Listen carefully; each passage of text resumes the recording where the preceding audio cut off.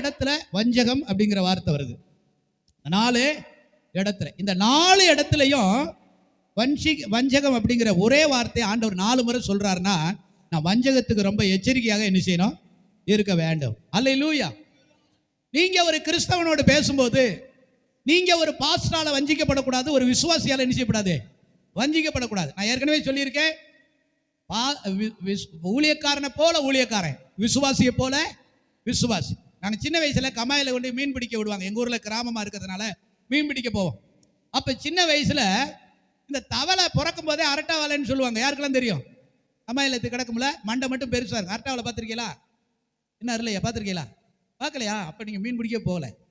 இந்த கமாயில போய் மீன் பிடிச்சோம்னா, மீன் தவளை பிறக்கும் போது எது மாதிரி பிறக்கும்? இந்த மாதிரி காலெல்லாம் பிறக்காது. இந்த கெளுத்தி மீன் மாதிரி இருக்கும். மண்டை மட்டும் பெருசா இருக்கும். மண்டை மட்டும் என்ன செய்யும், பெருசா இருக்கும். வால் குட்டையா இருக்கும். காலப்போக்கில் மீன் பிடிக்க போகும்போது அந்த வலையில அரிச்சிட்டு இப்படி கொட்டிட்டு அதெல்லாம் போட்டுப்பாங்க. அதையெல்லாம் நான் ஒரு நாள் கலெக்ட் பண்ணிட்டேன். எனக்கு தெரியல, ஏன்னா அது என்ன மாதிரி இருக்கு, மீன் மாதிரியே இருக்கு. மண்டை தான் பெருசா இருக்கு, வால் சின்னதா இருக்கு. இனிமே அதுக்கு 4 கால் முளைக்கும். நமக்கு என்ன செய்யல, தெரியல. அல்லேலூயா. அதே நேரத்தில் அது சேகரிக்குள்ள கையை வச்சு அப்படியே தடவிட்டே போவான். அது மாட்டிடுச்சுன்னா எடுத்து பார்க்கறது. நான் ஒரு மீன் என்ன செஞ்சிட்டேன், பிடிச்சிட்டேன். அது மீனா என்னது, அது சாப்பிட உதவாதது. அப்படி உதவாதுன்னு நமக்கு என்ன செய்யல, தெரியல. கடைசியில் வெளியில கொண்டு வந்து ரொம்ப சாதிச்சிட்டது மாதிரி ஒரு தூக்குச்சட்டியில போட்டு ஆட்டிக்கிட்டு வந்து முதல்ல எங்க அக்கா புடிங்கி கொண்டு தண்ணிக்குள்ள கொட்டிடுச்சு. அது எனக்கு வந்துச்சு கோபம். நான் என்ன கஷ்டப்பட்டு அதை பிடிச்சிருக்கேன். அது புல்லா அரட்டா வளப்பா, அது பின்னாடி தவளையை அணி செஞ்சிடான், மாறிடும். இது போல விசுவாசியை போல விசுவாசி இருப்பான், ஊழியக்காரனை போல இதை கண்டுபிடிச்சு வாழணும். நான் இன்னைக்கு ஒரு வாக்குத்தத்த பிரசங்கம் பண்ண நினைச்சேன்.